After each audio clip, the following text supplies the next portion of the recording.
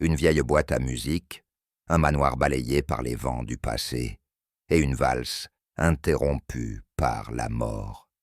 Ce soir, les murs murmurent encore ce que personne n'a osé dire. L'élégance dissimule la douleur, et derrière chaque sourire peut se tapir un souvenir empoisonné. Avant de commencer, dis-moi en commentaire, d'où écoutes-tu cette histoire, et quelle heure est-il chez toi, près et entrons dans l'histoire. Je me souviens avec une netteté presque douloureuse de cette matinée grise, où Poirot reçut l'étrange lettre. Nous étions assis dans notre salon, moi feuilletant distraitement un journal, lui absorbé dans l'inspection méticuleuse de ses moustaches, un rituel que je connaissais trop bien pour y prêter attention.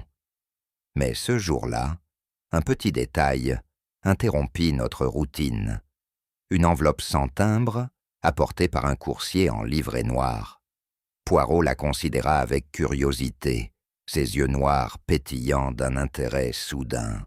« Voyez, mon cher Hastings, annonça-t-il en décachetant le pli, une invitation fort peu commune, signée d'une certaine Lady Thorne. Je tressaillis. Thorne? Cela ne me dit rien. Une noble? Il parcourut le contenu de la lettre en silence, puis la tendit vers moi d'un geste théâtral. L'écriture, d'un raffinement ancien, trahissait une main habituée aux billets d'opéra et aux promesses de bal. Monsieur Hercule Poirot est prié d'assister à une réception privée donnée à Thorne Manor, à l'occasion de mon 80e anniversaire.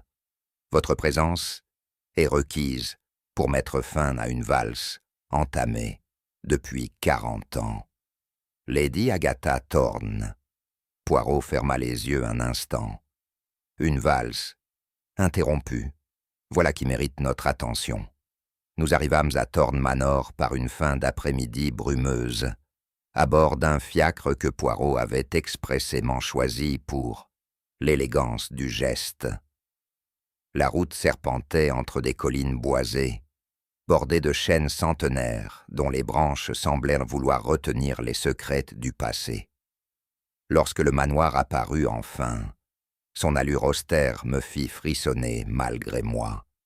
C'était une bâtisse élancée, toute de pierre grise, aux volets clos et aux fenêtres profondes comme des yeux fatigués. Rien n'y semblait avoir changé depuis l'époque victorienne, comme si le Temple, par respect ou par crainte, avait renoncé à le transformer. Un jardin à la française s'étalait devant l'entrée, mais même ses haies paraissaient figées dans une posture trop parfaite pour être vivantes. « Il y a quelque chose de théâtral ici, » murmurai-je, plus pour moi que pour Poirot. Il acquiesça sans détourner les yeux du porche. Précisément, Hastings, ce lieu ne dissimule pas son passé. Il l'exhibe comme une actrice en robe fanée, refusant de quitter la scène. Nous fûmes accueillis par un majordome silencieux, au visage parcheminé. En entrant, l'odeur d'encaustique et de violette m'enveloppa aussitôt. Le couloir, décoré de tapisseries anciennes et de portraits fanés, m'évoqua les salons oubliés des romans gothiques. Poirot s'arrêta devant un miroir terni, s'y observa brièvement, puis déclara « Préparez-vous, mon ami, le rideau va bientôt se lever. » À peine nos manteaux déposés, nous fûmes guidés vers le grand salon, où les invités étaient rassemblés autour d'un service de thé aux senteurs d'orange amères. L'ambiance y était feutrée, presque étouffée, comme si chacun redoutait de parler trop fort, de peur de réveiller une présence invisible. Je les observais tour à tour. Un homme au front dégarni s'efforçait de masquer son ennui en sirotant son thé avec affectation. Une femme d'une 40aine d'années, à l'élégance surannée, jetait des regards furtifs vers la porte. Plus loin, un jeune couple, la trentaine, nerveux, mal à l'aise, semblait se réfugier dans leur silence complice. Un murmure courait de groupe en groupe, faible mais persistant, tel un courant d'air entre les murs. On parlait de Lady Thorne, de sa solitude, de son âge, de sa décision étrange d'organiser un bal après tant d'années. Ce sont des visages qui portent des histoires, souffla Poirot près de mon oreille. Mais ce ne sont pas les histoires qu'ils racontent, c'est celles qu'ils taisent qui comptent. Et déjà, dans ses yeux, je reconnus cette lueur que je n'avais vue que lorsqu'un crime s'apprêtait à révéler son parfum le plus âcre. Un léger cliquetis interrompit la conversation. Tous les regards se tournèrent vers le fond du salon, où une petite boîte à musique s'était mise en marche d'elle-même. Elle trônait sur une console en acajou, à côté d'un vase contenant une unique rose fanée. La mélodie, une valse ancienne, résonnait avec une précision presque douloureuse. Je vis plusieurs convives tressaillir. L'un posa sa tasse avec trop de hâte, la porcelaine tinta contre la soucoupe, la femme élégante détourna le regard. Le jeune homme, lui, blêmit légèrement. « Cette valse, murmurai-je, elle est envoûtante, mais presque sinistre, non ?» Poirot s'approcha de la boîte à musique, observa le mécanisme, puis nota, à voix basse. « Ce n'est pas tant la musique qui trouble, Hastings, mais ce qu'elle évoque. Des souvenirs, des fantômes, peut-être une promesse inachevée. » Il fit le tour de la pièce, notant sans en avoir l'air les réactions de chacun. Une tension, subtile mais réelle, venait de s'installer, comme si la mélodie n'était pas seulement un souvenir, mais un avertissement. La boîte se tut, aussi soudainement qu'elle s'était éveillée, et dans le silence revenu, le malaise flottait encore. Je ne pouvais détacher mon regard du jeune couple. Lui était mince, nerveux, les doigts toujours en mouvement. Elle, douce mais tourmentée, semblait en proie à une inquiétude qu'elle tentait de masquer sous un sourire convenu. Ils échangeaient des regards pressants, comme s'ils partageaient un secret ou redoutaient un souvenir commun. Poirot, quant à lui, s'était installé dans un fauteuil au coin de la pièce, observant le manège avec l'immobilité d'un chat endormi. Mais je savais que rien ne lui échappait.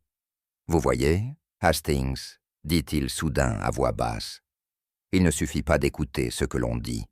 Il faut aussi savoir lire dans les silences. » Je hochai la tête, incertain.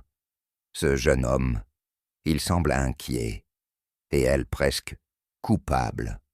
Peut-être, ou peut-être ressent-elle simplement que quelque chose ici ne tourne pas rond. Une vérité rôde, mais personne ne veut être celui qui l'appelle par son nom.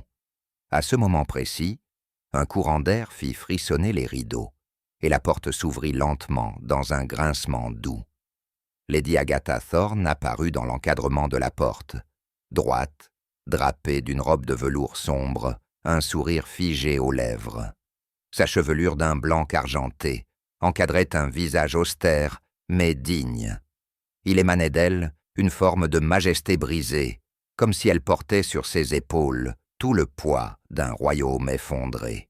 « Mes chers amis, dit-elle d'une voix claire, je vous remercie d'être venus. Il est temps, je crois, de danser une dernière fois. » Elle s'avança lentement dans la pièce, chacun s'inclinant ou murmurant son nom à son passage. Lorsqu'elle croisa Poirot, elle s'arrêta un bref instant.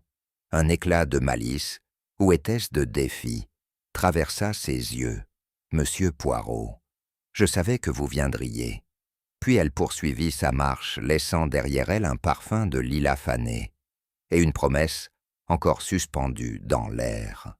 À 19 heures précises, la grande salle de bal s'ouvrit pour accueillir les convives. Un parquet ancien, soigneusement ciré, s'étendait sous un plafond chargé de moulures. Les murs étaient tendus de soie fanée, et un immense lustre d'époque jetait sur l'assemblée une lumière à la fois chaleureuse et impitoyable. Il y avait là, dans cette pièce, quelque chose de suspendu, un poids silencieux, une tension invisible, comme si les murs eux-mêmes attendaient une réplique oubliée. Les invités avaient revêtu leur tenue de soirée. La musique, jouée par un quatuor discret, glissait entre les conversations et étouffée. Mais nul ne semblait véritablement détendu. Chacun, à sa manière, surveillait les autres. Le jeune couple, toujours aussi crispé, se tenait près d'un pilier. Le neveu de Lady Thorne s'activait autour du buffet avec une affabilité un peu trop soigneusement étudiée. Quant à la dame de compagnie, elle restait à l'écart, les yeux perdus dans une contemplation douloureuse du vide. Poirot, fidèle à son habitude, faisait mine de s'intéresser aux motifs du papier peint, tout en écoutant chaque parole, chaque silence. Moi-même, je ne pouvais m'empêcher de ressentir un malaise croissant. « Mon cher Hastings, » murmura-t-il, « cette réception n'est pas un hommage, c'est un prélude. » Je ne compris sa remarque qu'un peu plus tard. Mais déjà, l'air paraissait chargé de non-dits, et la salle elle-même retenait son souffle. Lorsque Lady Thorne fit enfin son entrée dans la salle de bal, le silence se fit presque immédiatement. Vêtue d'une robe en taffetas bordeaux, ornée d'un camée en forme de lys, elle s'avança avec lenteur, son port de tête altier contrastant avec la fragilité de son pas. Elle s'arrêta au centre de la pièce, posa sa main sur le piano fermé et laissa passer un battement de silence avant de prendre la parole. « Mes amis, » dit-elle, sa voix cristalline, fendant l'air, comme une lame de verre. Il me semble que le temps est venu de refermer certains cercles et d'achever une danse qui, hélas, fut interrompue il y a 40 ans. Un frémissement parcourut l'assemblée. J'aperçus Sir Alric détourner légèrement le regard, et la dame de compagnie serrer plus fort son éventail. « Ce bal, » poursuivit-elle, « n'a rien d'un caprice d'octogénaire. C'est un hommage, ou peut-être une provocation, à ce bal-là, le dernier que j'ai donné, celui où mon fiancé, Charles, a quitté la salle pour ne jamais y revenir. On le retrouva, vous le savez, noyé au matin. Le médecin parla d'un malaise, mais je n'ai jamais cru à une mort sans intention. » Elle sourit, sans chaleur. « Cette maison a dansé avec ses fantômes, et moi avec les miens. Ce soir, j'ai souhaité que vous les rencontriez aussi. » Un murmure réprobateur monta de la foule. Lady Thorne les fit taire d'un geste las. « Vous étiez tous là cette nuit-là, et si j'ai invité Monsieur Poirot, ce n'est pas pour l'éclat de son nom, mais parce qu'enfin, je veux savoir. » Je frémis. Une vérité dormait ici depuis des décennies, et elle venait, lentement, d'ouvrir un œil. À peine son discours achevé, Lady Thorne s'éloigna du centre de la pièce pour s'installer sur un fauteuil haut dossier, placé non loin du piano. Le silence persistait, pesant. Puis elle reprit, d'une voix plus calme, presque détachée. « Avant que la soirée ne se poursuive, permettez-moi une dernière annonce. Elle concerne mes dispositions testamentaires, que j'ai récemment modifiées. » Un frisson parcourut l'assemblée. Le neveu se redressa imperceptiblement, et je crus voir ses doigts se crisper sur le bras de sa chaise. Quant à la dame de compagnie, elle baissa les yeux, mais son visage restait figé, impénétrable. « J'ai décidé, » continua-t-elle, « de ne pas léguer cette maison à ma famille, ni à ceux qui, par convenance, ont feint de m'aimer, ni à ceux qui ont trop longtemps profité de mon silence. » Un souffle, à peine audible, s'échappa de plusieurs bouches. « Le nom du bénéficiaire figure dans mon testament, déposé hier chez mon notaire. Mais sachez ceci, ce choix surprendra, car je préfère léguer mon domaine à une vérité cachée, plutôt qu'à un mensonge installé. » Elle se tut. Le jeune couple s'échangea un regard inquiet. Sir Alric fronça les sourcils, et Poirot, toujours immobile, porta la main à sa montre, comme s'il attendait une heure précise, ou une catastrophe. À peine Lady Thorne eut-elle quitté la salle, les conversations éclatèrent par vagues discrètes mais tendues. Les visages, tout à l'heure figés, s'animaient de murmures à peine voilés. On spéculait déjà sur l'héritier ou l'héritière mystérieux, sur les mobiles dissimulés derrière la froide annonce de la vieille dame. « C'est une provocation », disait l'un. « Elle veut semer la discorde », affirmait un autre. Sir Alric quitta la pièce sans un mot, les traits plus durs encore que quelques instants plus tôt. Le neveu de Lady Thorne, quant à lui, semblait hésiter entre l'indignation et la stratégie. Je le vis s'entretenir brièvement avec la dame de compagnie, leurs visages tendus à l'extrême. Poirot, fidèle à lui-même, déambulait lentement entre les petits groupes, glanant au passage quelques phrases non destinées à ses oreilles. « Cette maison est pleine d'échos, Hastings, me glissa-t-il, et chacun, ce soir, parle un peu plus fort que d'habitude, même en se taisant. Je ne pus qu'acquiescer, car sous les apparences de bienséance, le bal prenait déjà l'allure d'un tribunal, en attente de verdict, alors que les conversations commençaient à s'étioler, que la musique s'était tue et que certains convives regagnaient leur chambre. Le vent se leva. Il d'abord gémit doucement à travers les vitraux, puis s'était mis à gronder avec une fureur croissante.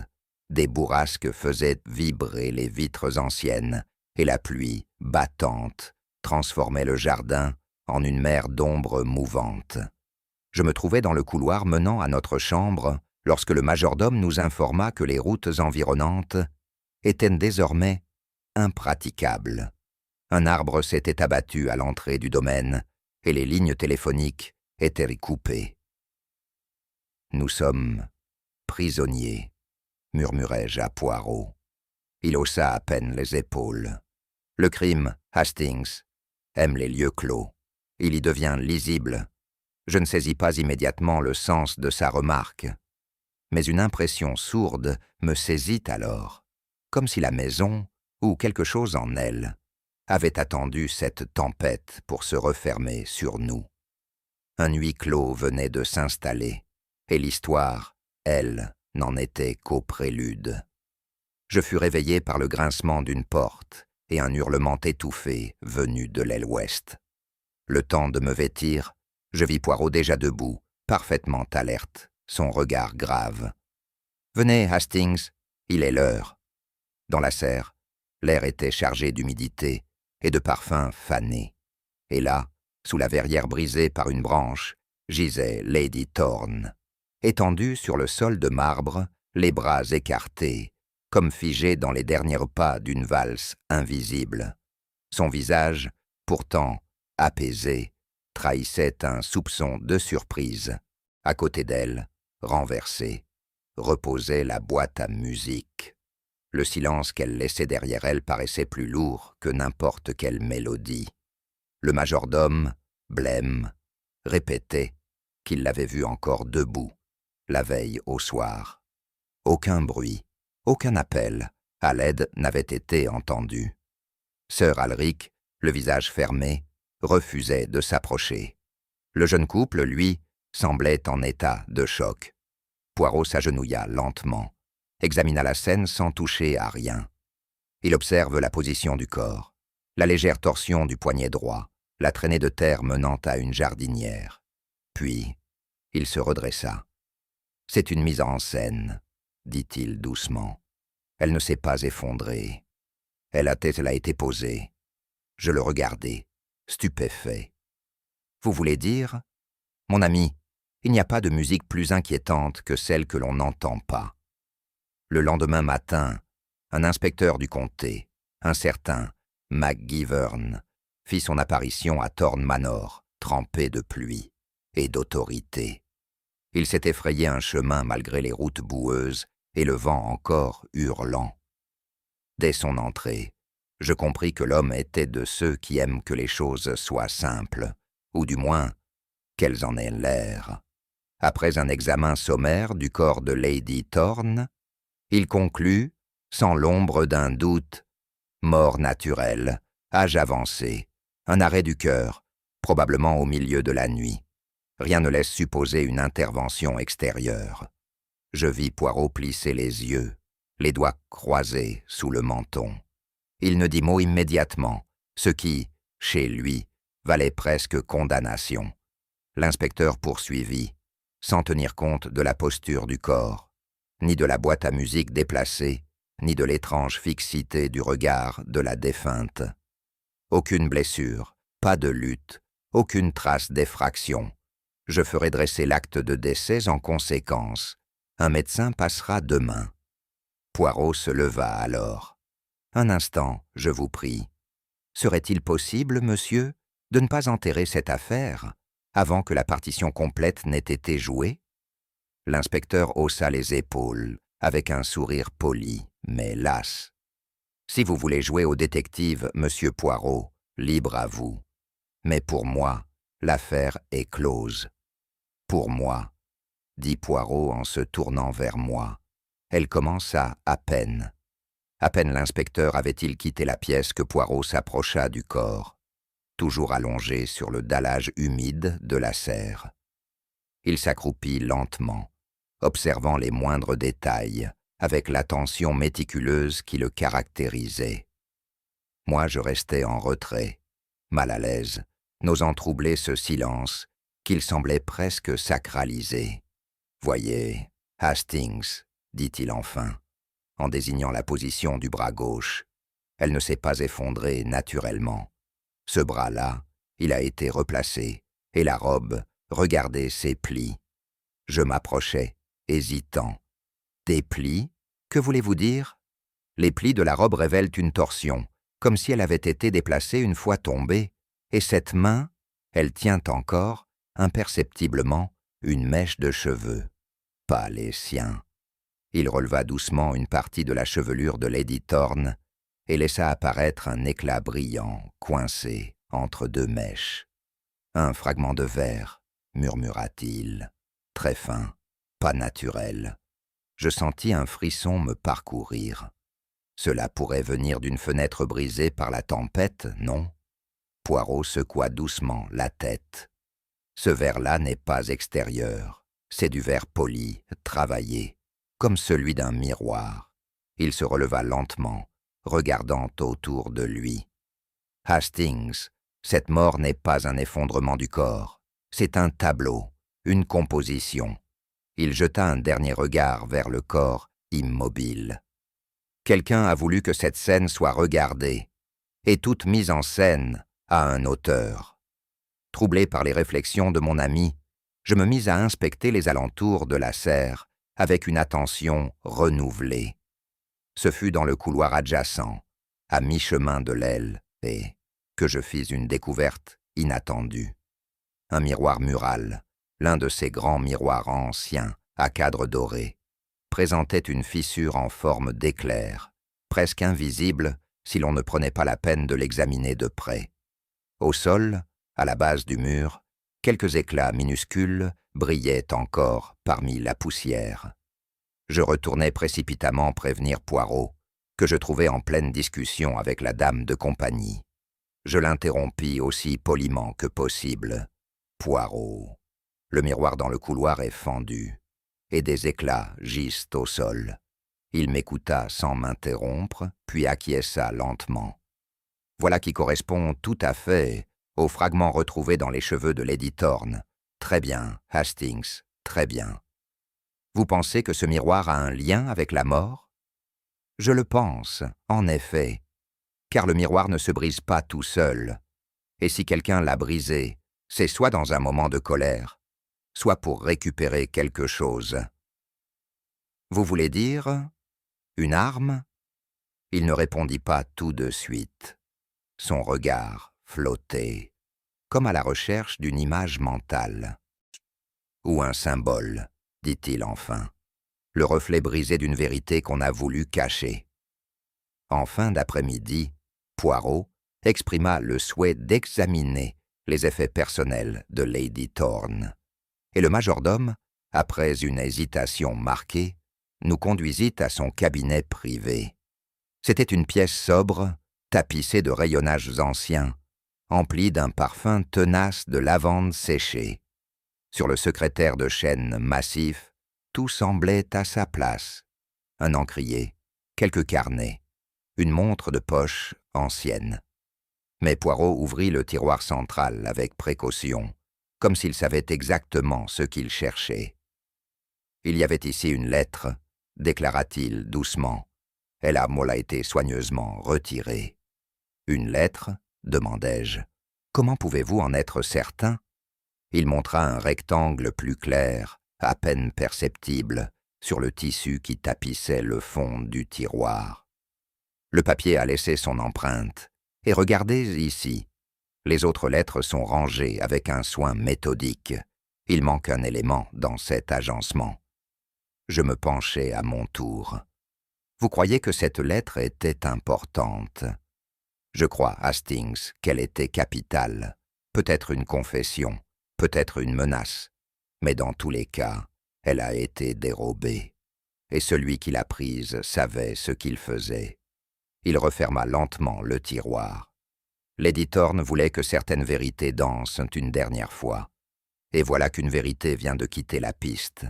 Le soir venu, alors que la pluie continuait de fouetter les vitres du grand salon, Poirot me demanda de l'accompagner dans une conversation discrète avec le notaire de la famille, maître de Lamar, qui avait fait le voyage depuis Bath sur la demande express de Lady Thorne. C'était un homme mince et nerveux, au regard trop souvent baissé pour être innocent, du moins à mes yeux. « Monsieur de Lamar, » dit Poirot d'un ton doux, « vous avez reçu récemment un Nouveau Testament de la main de Lady Thorne, n'est-ce pas ?»« En effet, il y a 3 jours à peine. »« Et vous en avez pris acte ?» ?»« Je l'ai lu, signé et rangé dans mon coffre comme il se doit. » « Pourriez-vous nous indiquer le nom du bénéficiaire ?» Le notaire pâlit légèrement. « Je ne peux pas, monsieur Poirot. La loi m'en empêche. » Poirot acquiesça avec courtoisie, mais ne se laissa pas dérouter.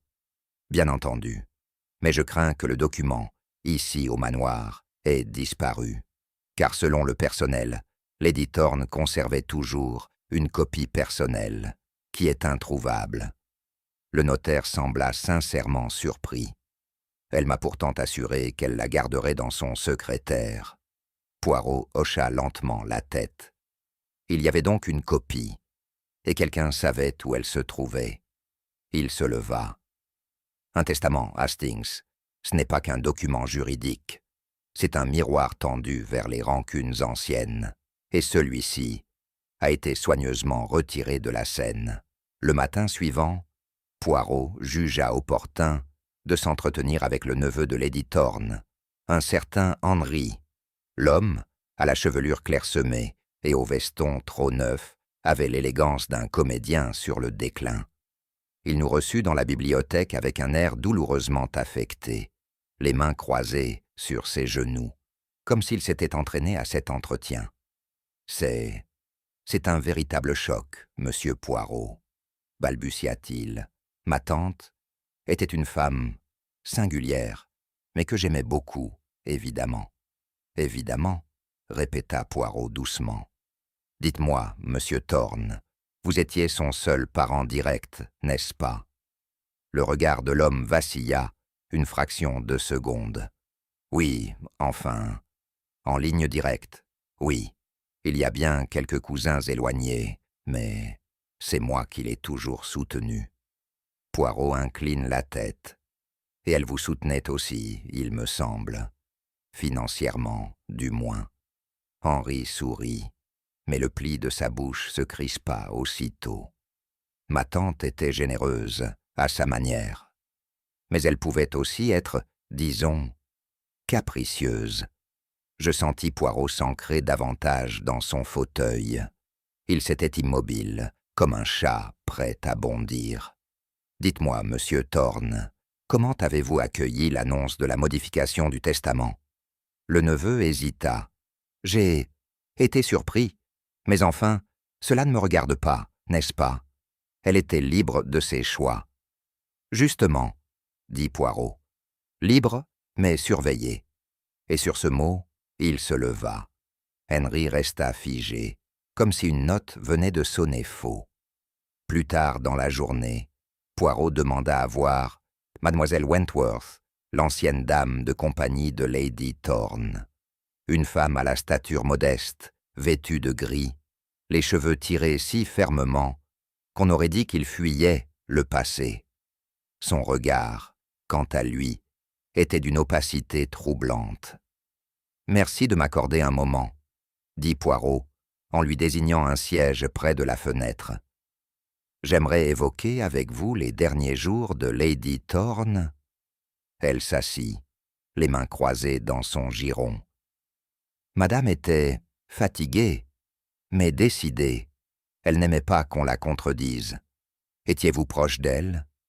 Un léger frémissement de la paupière droite. Je l'ai servie pendant 32 ans. Cela ne répond pas à ma question. Elle tourna légèrement la tête, comme pour fuir la lumière. Aussi proche que le permet son rang, et ses douleurs anciennes. Poirot resta silencieux un instant, puis reprit. Elle vous a confié des documents récemment, je crois. Une lettre peut-être? Cette fois, elle tressaillit. Non, rien de particulier. Mais ce n'était pas tant ce qu'elle disait que la manière dont elle ne le disait pas, qui éveilla mes soupçons. Elle jouait avec un camé, accroché à sa manche, geste presque compulsif. Et la boîte à musique, demanda Poirot. Vous souvenez-vous de quand elle a recommencé à jouer? Non. C'est la première fois depuis des années qu'elle l'a laissée dans le salon. Vraiment? Murmura Poirot. Et je compris à ce moment précis qu'il venait de déceler un décalage minime entre le souvenir et la vérité. Nous fîmes ensuite appel au jeune couple, toujours aussi discret et mal à l'aise. Lui s'appelait Philip Lane, danseur de formation, à la silhouette fine et au regard vif. Elle, une certaine Margaret, Meg, comme il l'appelait, prétendait descendre d'un ancien jardinier du domaine, un certain Thomas Blake, mort bien avant ma naissance. « J'ai grandi en entendant parler de Thorne Manor, » dit-elle d'une voix douce. Ma grand-mère évoquait souvent les roses, les haies qu'il taillait avec fierté. Elle disait que mon grand-père avait aimé cette maison plus que tout. Poirot hocha lentement la tête. « Et qu'est-ce qui vous a amenés ici aujourd'hui ?» Une invitation, inattendue. Je n'ai jamais rencontré Lady Thorne en personne. Je pensais qu'elle ignorait jusqu'à mon existence. Poirot prit un temps. « Et vous, monsieur Lane, êtes-vous venu par curiosité ou par obligation ?» Le jeune homme parut légèrement piqué. « Je suis venu pour elle, bien sûr. Je n'ai aucun lien avec cette maison. » Poirot esquissa un sourire. « Vraiment? Et pourtant, c'est vous qui avez trouvé la boîte à musique, n'est-ce pas ?» Philippe rougit. « Oui. Je l'ai trouvée dans une pièce vide, à moitié ouverte. Je l'ai posée sur la table du salon. Je pensais que c'était une sorte de souvenir. » Poirot se pencha légèrement. « Et cette pièce vide, c'était bien la vieille orangerie, près de la tombe de Charles Thorne. » Un silence suivit. Le jeune homme hocha lentement la tête. Meg détourna les yeux. « Curieux, » dit Poirot. « Très curieux, car certaines vérités aiment pousser dans les mêmes jardins que les secrets. Sir Alric Melbury était un homme au port encore droit, mais à la froideur presque clinique. Il avait ce genre de regard qui dissèque avant même de juger. Lorsqu'il entra dans le petit salon où Poirot l'attendait, il refusa toute formule de politesse et s'installa avec la rigidité d'un homme qu'on a contraint. « Monsieur Poirot, » dit-il d'un ton sec, « je ne vois pas en quoi je peux vous être utile. Ma présence ici est une convenance mondaine, rien de plus. » « C'est justement ce qui m'intéresse, » répondit Poirot calmement. « Vous connaissiez Lady Thorne depuis longtemps, n'est-ce pas? Nous avons partagé certaines soirées, autrefois. Je compris alors que cette autrefois dissimulait un pan entier de vie refoulée. Et vous connaissiez qu'aussi Charles Thorne, son fiancé ?» Sir Alric tourna lentement la tête vers la fenêtre, comme pour échapper au poids de la question. « Oui, nous étions du même cercle. Il était favorisé par la fortune et par Lady Agatha. » Il y eut un silence. « Certains ont dit, poursuivit Poirot, que vous l'enviez. Les gens aiment parler, monsieur Poirot. Et vous savez ce qu'on dit d'eux? Qu'ils inventent des drames pour meubler leur vide. Ou pour masquer leur douleur, murmura Poirot. Le regard de Sir Alric s'assombrit. Il se leva sans un mot de plus et quitta la pièce, raide comme un soldat battu. Une blessure ancienne, Hastings, dit Poirot, mal refermée, et peut-être pas totalement désarmée. La présence persistante du passé dans chaque recoin du manoir nous poussait à interroger plus largement. Ce fut dans le salon bleu, en fin d'après-midi, que quelques langues commencèrent à se délier. Une vieille amie de Lady Thorne, une certaine Miss Amos Calloway, nous raconta à voix basse « Vous savez, ce n'était pas la première tragédie dans cette maison. Il y a bien des années, il y eut une dispute terrible entre Agatha et sa sœur cadette, Éléanore. »« Éléanore » demandai-je, surpris. Je n'avais jamais entendu parler d'elle. Normal. On l'a presque effacée de l'histoire familiale. Après ce soir-là, elle a disparu. Disparu? Miss Calloway hocha lentement la tête. On a dit qu'elle était partie à l'étranger. Mais d'autres pensent qu'elle s'est donné la mort. Il y avait un scandale, une histoire de vol d'un bijou ancien, je crois. Agatha l'aurait accusée à tort ou à raison. Un autre invité, un homme à la moustache en bataille, ajouta « On a retrouvé Éléanore un matin, sur le bord de la falaise. Elle était en robe de bal, trempée, les yeux ouverts vers le ciel. Mais personne n'en parla jamais. Le silence était la règle ici. » Poirot écoutait sans intervenir, mais je devinais à la crispation de ses doigts sur sa manche que ces révélations tissaient un motif plus vaste dans son esprit. « Hastings, dit-il ensuite, parfois les morts ne quittent pas les lieux. Ils y patientent, et ils attendent que justice soit rendue, ou que la mémoire accepte enfin de les nommer. À mesure que les témoignages s'accumulaient, un schéma commençait à émerger dans l'esprit de Poirot, subtil comme une tapisserie patinée par le temps. Il n'était plus seulement question de Lady Thorne et de sa mort troublante, mais d'un fil invisible reliant les disparus, les survivants, et ce manoir figé dans son propre passé. « Hastings, dit-il alors que nous longions le couloir menant à la serre, avez-vous remarqué ? Tous les récits convergent vers une même nuit, celle du dernier bal. » « Vous parlez du bal où Charles Thorne est mort ? » ?»« Non, Hastings, je parle du bal où Éléanore a disparu. 2 tragédies, 2 silences, et toujours une musique. » Il s'arrêta, pensif. « Cette boîte à musique n'est pas un simple objet sentimental. Elle joue la même valse depuis 40 ans. C'est une mémoire mécanique, une répétition inlassable. Elle ne cesse de jouer, parce que personne n'a voulu l'arrêter. » Je restais un instant sans voix. Tout prenait une dimension nouvelle. Et vous croyez que le meurtre de Lady Thorne est lié à cette ancienne histoire? Poirot ferma les yeux. J'en suis certain. Quelqu'un a voulu faire danser la vérité. Et dans cette danse, chaque pas est un aveu. Charles, Éléanore, Agatha. Et aujourd'hui, un dernier mouvement. Une valse ininterrompue. Jusqu'à ce que le rideau tombe. Et dans ce silence, à peine troublé par le vent, je crus presque entendre, au loin, l'écho ténu d'un souvenir en 3 temps. Nous n'étions pas encore remis du poids des révélations précédentes, lorsqu'un homme de l'Assemblée, un cousin lointain de la famille, du nom de M. Caldwell, demanda à s'entretenir discrètement avec Poirot. L'entretien se déroula dans le petit fumoir, à l'abri des oreilles indiscrètes. « Je ne voudrais pas m'avancer à tort, monsieur Poirot, dit-il d'une voix précautionneuse, mais il me semble que j'ai vu quelque chose, la nuit de la mort de Lady Thorne. » Poirot croisa ses mains sur ses genoux. « Continuez, je vous prie. » J'avais du mal à dormir, l'orage m'a réveillé.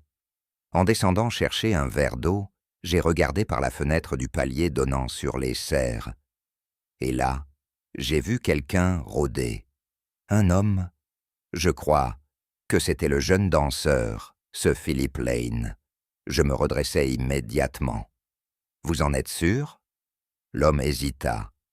Il faisait sombre, bien entendu, mais sa silhouette, élancée, nerveuse. Cela ne m'a pas frappé tout de suite. Ce n'est qu'après coup que je m'en suis souvenu. Poirot hocha lentement la tête. « Merci, monsieur Caldwell. Vous venez peut-être de faire progresser considérablement notre affaire. » Mais dans son regard, je crus percevoir autre chose que la satisfaction. Une prudence presque sceptique, comme si ce témoignage, aussi troublant fût-il, venait trop tôt, ou trop bien. Cette révélation agit sur moi comme une étincelle. Convaincu que la piste de Philip Lane méritait d'être creusée sans délai, je proposai à Poirot d'inspecter les affaires du jeune homme. Il me laissa faire, non sans ce petit sourire en coin qui, avec le temps, m'agaçait autant qu'il m'intriguait.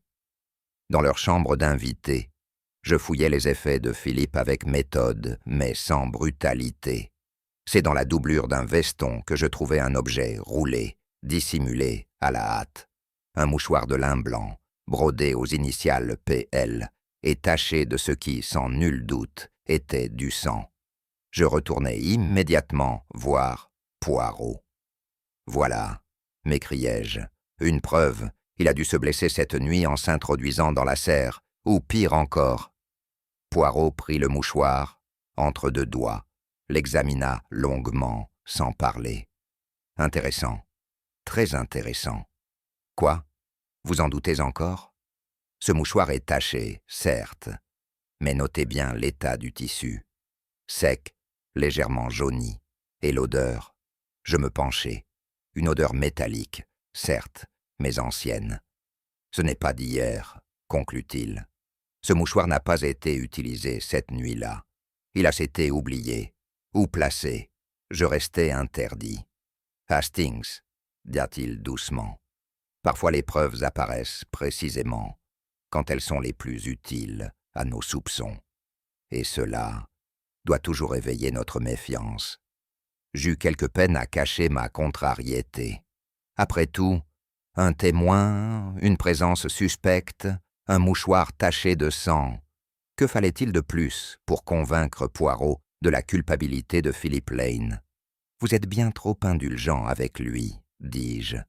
Ce garçon a le profil idéal, jeune, nerveux, sans lien affectif avec Lady Thorne, et il rôde autour de la serre en pleine nuit. » Poirot m'écouta avec cette patience qui me fit aussitôt regretter mon ton.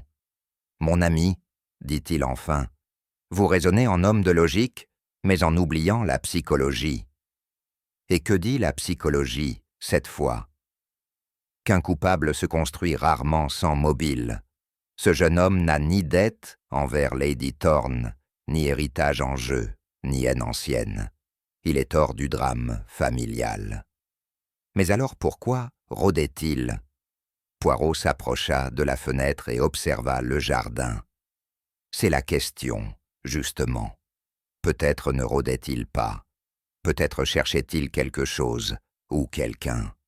Il se tourna vers moi, grave. « Méfiez-vous des évidences trop commodes, Hastings. Elles aiment vous conduire là où le vrai coupable vous attend, avec un sourire. » Il fallut attendre la fin de journée pour que la lumière fût enfin faite sur un point troublant.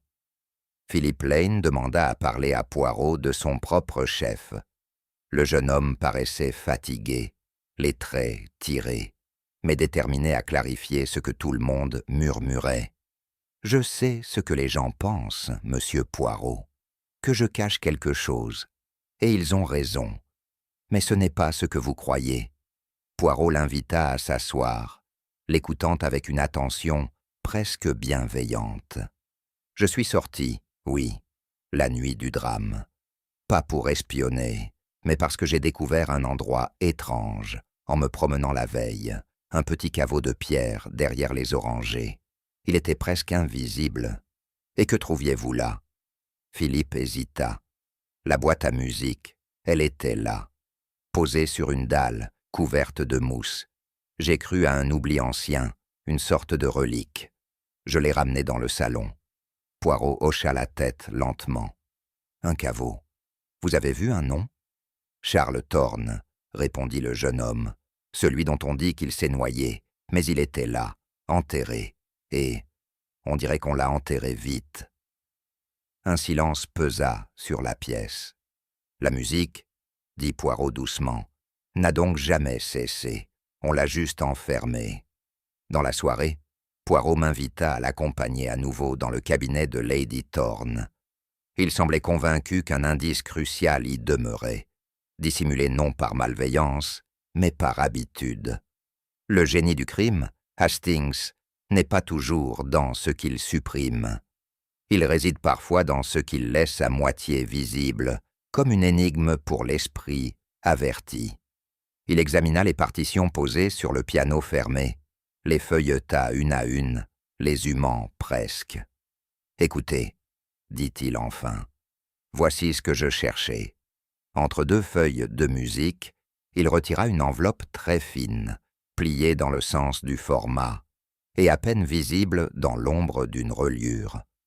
Elle portait un cachet de cire brisé.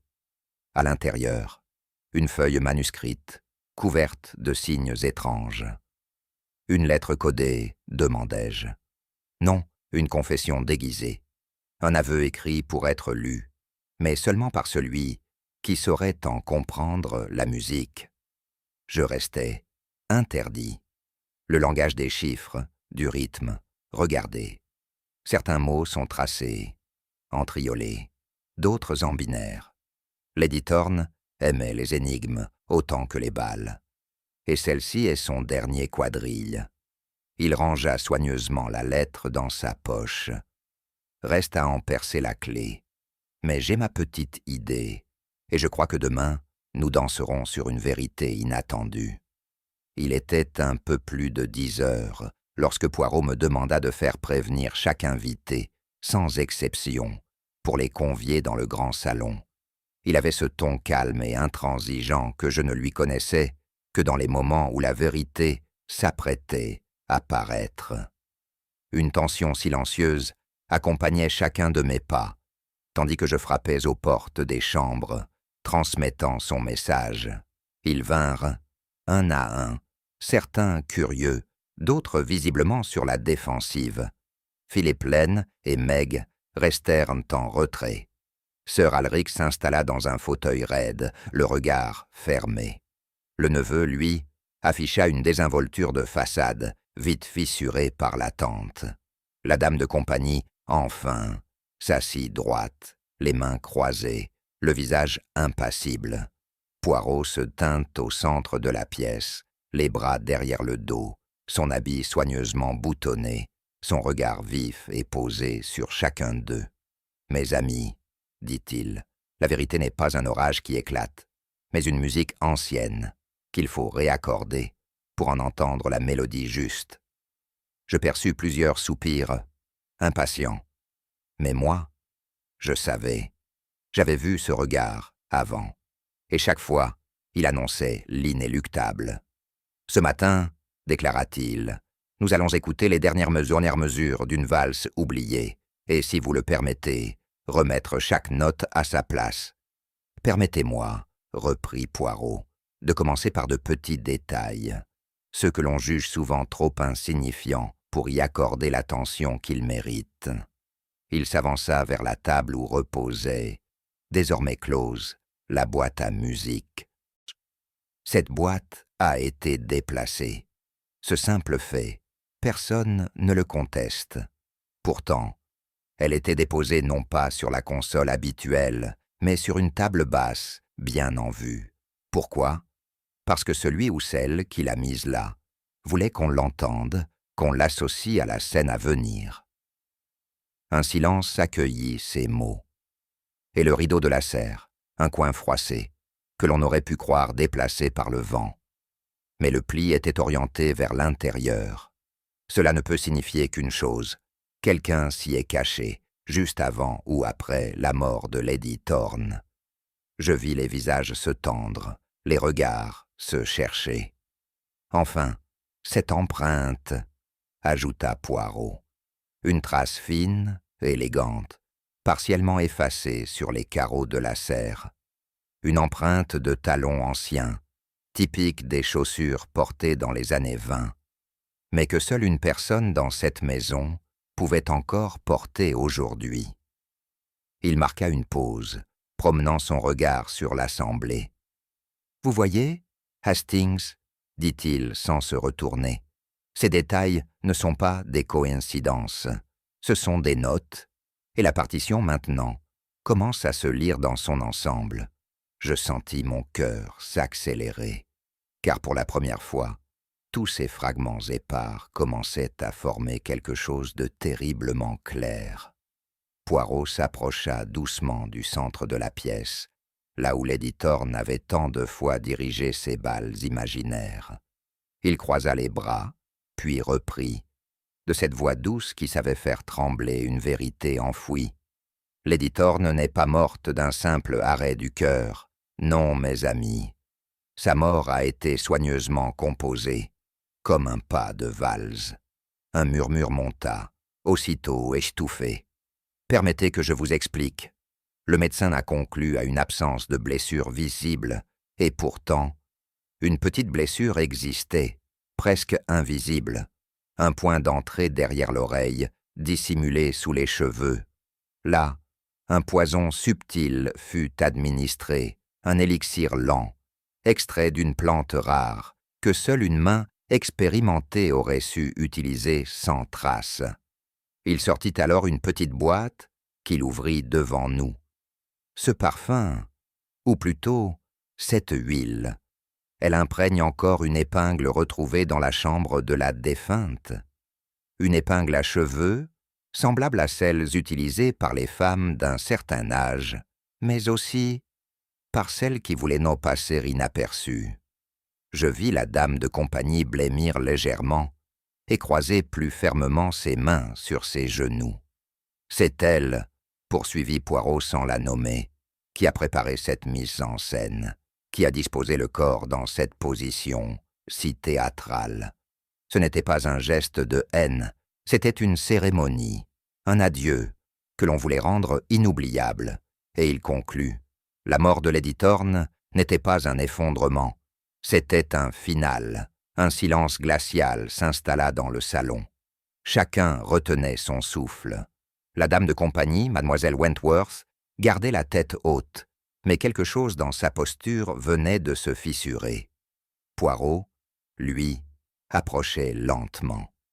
« Mademoiselle Wentworth, murmura-t-il, votre nom véritable n'est pas Wentworth, n'est-ce pas ?» Elle ne répondit pas. Seuls ses doigts, crispés sur le tissu de sa jupe, trahissaient le trouble intérieur.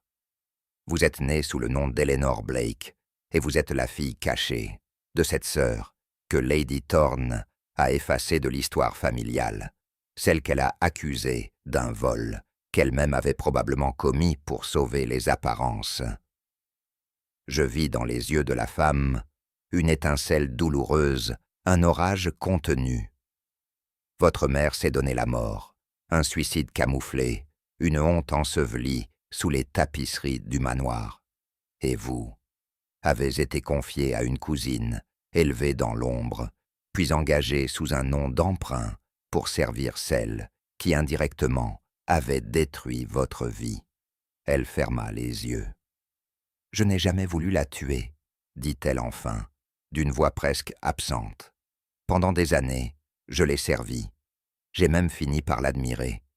Mais quand elle a annoncé qu'elle lèguerait tout à une étrangère, sans même dire un mot sur ce qu'elle avait fait, j'ai compris qu'elle ne regretterait jamais. » Poirot ne bougea pas.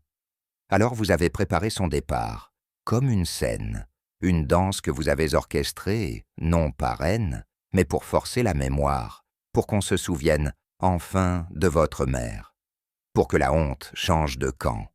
Elle releva les yeux, humides. Elle ne méritait pas de mourir, mais elle ne méritait pas de partir sans vérité. Poirot hocha doucement la tête.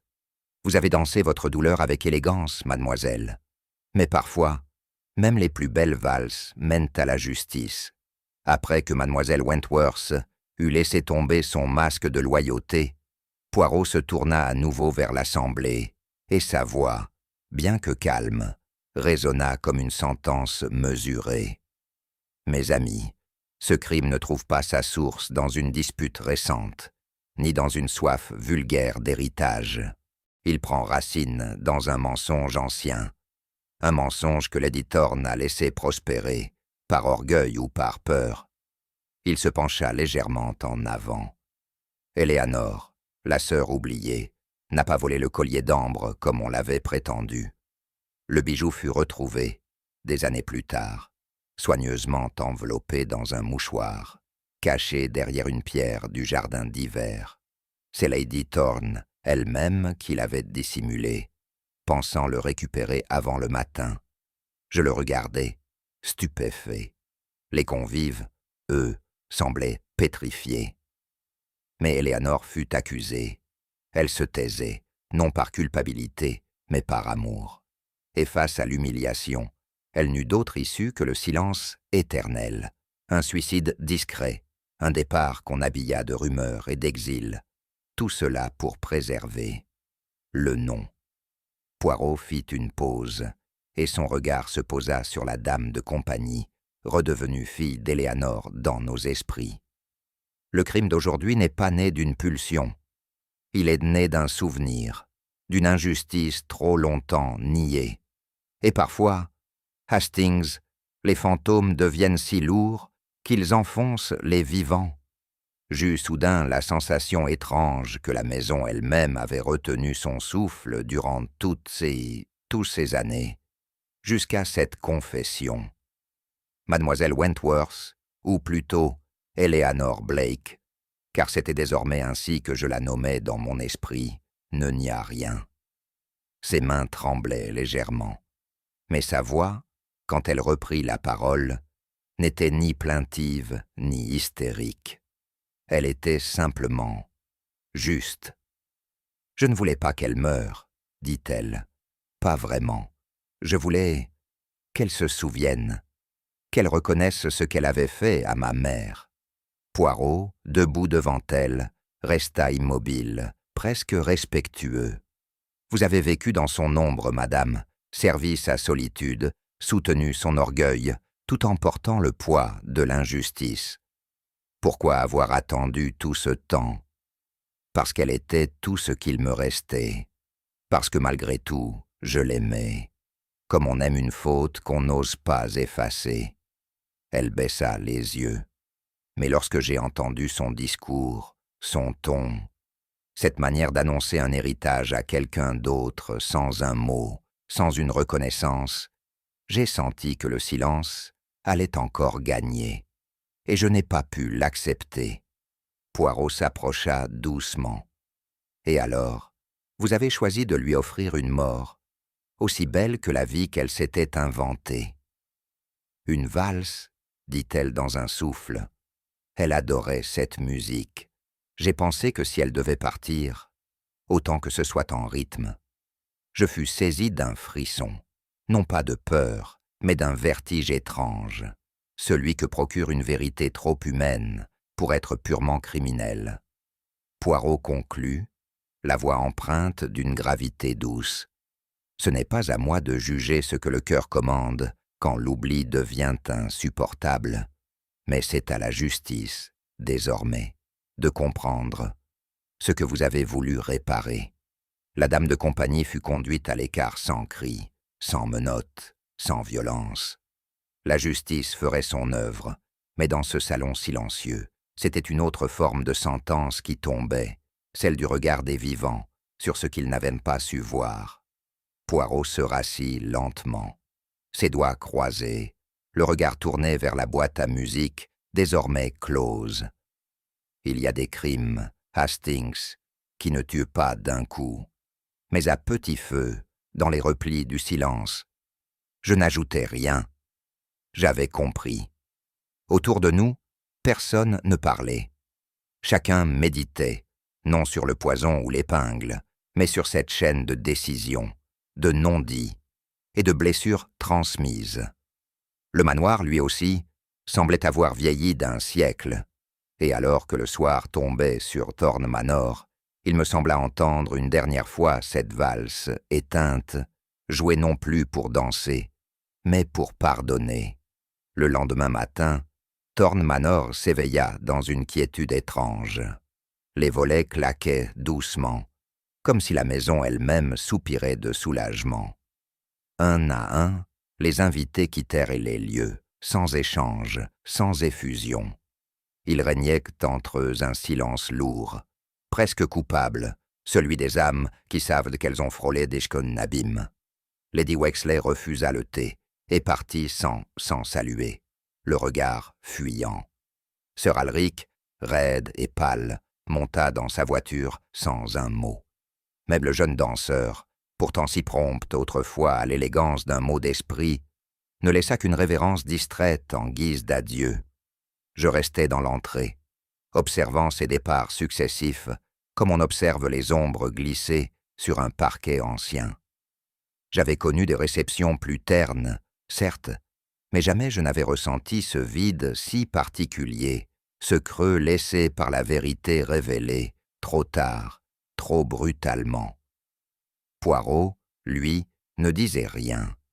Il contemplait le hall avec gravité, comme s'il saluait un théâtre qui venait de livrer sa dernière représentation. Je perçus, dans sa posture, une forme de lassitude mêlée de compassion, lorsque la dernière portière claqua et que le manoir retomba dans le silence. Je sus que nous n'étions plus que deux à y demeurer, et peut-être quelques regrets suspendus dans l'air. Je passai une partie de l'après-midi dans la petite bibliothèque, cherchant refuge parmi les volumes reliés de cuir, comme si la sagesse passée pouvait apaiser les événements récents. Il m'était difficile de penser à Lady Thorne sans un pincement au cœur. Non pour ses fautes, que Poirot avait méthodiquement dévoilées, mais pour ce qu'elle représentait, cette façade impeccable, construite avec tant d'élégance, et pourtant si fragile dès qu'on effleurait les fondations. Ce qui me troubla le plus, ce n'était pas le crime lui-même. C'était la mécanique invisible qui l'avait précédé. Les regards évités, les paroles étouffées, les silences trop polis, pour n'être que mondains. Tout cela formait un tissu délicat et cruel, dans lequel le meurtre avait été cousu, point par point, sans que personne n'ose tirer le fil. Je me surpris à repenser à mademoiselle Blake, ou plutôt à la fille d'Eleanor. Il y avait dans ses larmes quelque chose qui m'avait bouleversé. Non la panique, non le remords, mais une infinie fatigue, comme si elle n'avait plus la force de porter ce secret transmis comme un poison. Je compris alors que les crimes les plus dévastateurs ne sont pas toujours ceux que la loi condamne. Certains sont tissés dans les silences quotidiens, dans les phrases jamais dites, les gestes jamais rendus. Et je me demandais, en tournant une page d'un roman oublié, combien d'autres vérités avaient ainsi été ensevelies sous les manières. En fin de journée, je retrouvai Poirot dans le jardin d'hiver, assis près de la fontaine, éteinte. Il semblait contempler le bassin vide avec une intensité presque mélancolique. « Hastings, dit-il doucement, vous vous demandez encore comment une telle tragédie a pu se jouer ici, n'est-ce pas ?» Je hochai la tête. Il ne m'arrivait que rarement de douter de mes conclusions, mais cette affaire m'avait laissé plus de questions que de certitudes. Ce n'est pas la haine, mon ami, qui engendre les plus grands maux, poursuivit-il. C'est le silence. Il caressa les rebords du banc, pensif. Le silence d'un père qui doute, mais ne demande rien. le silence d'une sœur qui protège mais ne défend pas, le silence d'un cœur blessé qui préfère se retirer plutôt que de se confronter à la vérité, et celui, enfin, de tous les témoins qui savaient, mais se sont tus.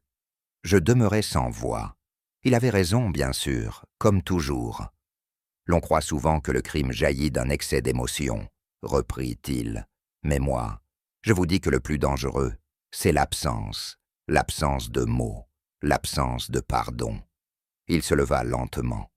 Ce manoir, Hastings, n'a pas été le théâtre d'un crime passionnel. Il fut le mausolée d'un secret trop longtemps muré.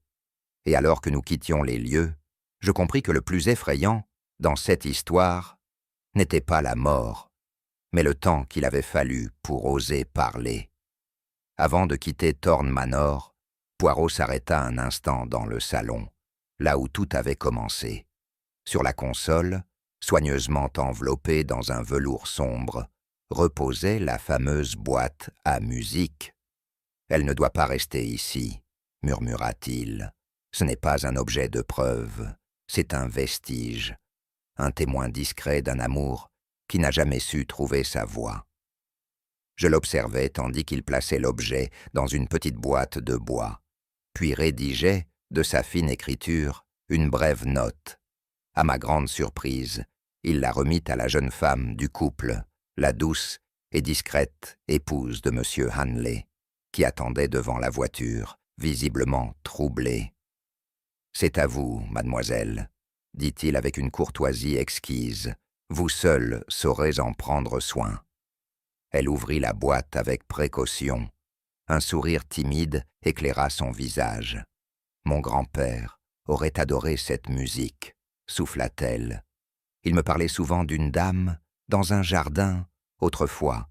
Je crois que ni elle ni moi ne comprîmes immédiatement le poids de cette phrase. Mais Poirot, lui, incline légèrement la tête. Les souvenirs voyagent parfois plus loin que les vérités. » La voiture s'éloigna, emportant la boîte et la jeune femme, inconsciente du fil invisible qui l'unissait à l'histoire de ce lieu. Et alors que le manoir disparaissait dans le rétroviseur, une pensée me traversa. Certaines musiques ne s'éteignent jamais vraiment. Elles changent simplement d'oreille pour continuer à murmurer leurs secrets. Certains silences résonnent plus fort que les cris. Et dans les couloirs de Thorn Manor, le passé a dansé une dernière fois. Et vous, auriez-vous su reconnaître l'écho d'un cœur brisé sous les pas feutrés de la vengeance? Si cette histoire vous a touché, pensez à liker, à vous abonner et à la partager avec ceux qui aiment les mystères élégants. Dites-moi aussi en commentaire ce que vous auriez fait à la place de Poirot. Dans les ombres de l'oubli, parfois, une simple mélodie suffit à révéler la vérité.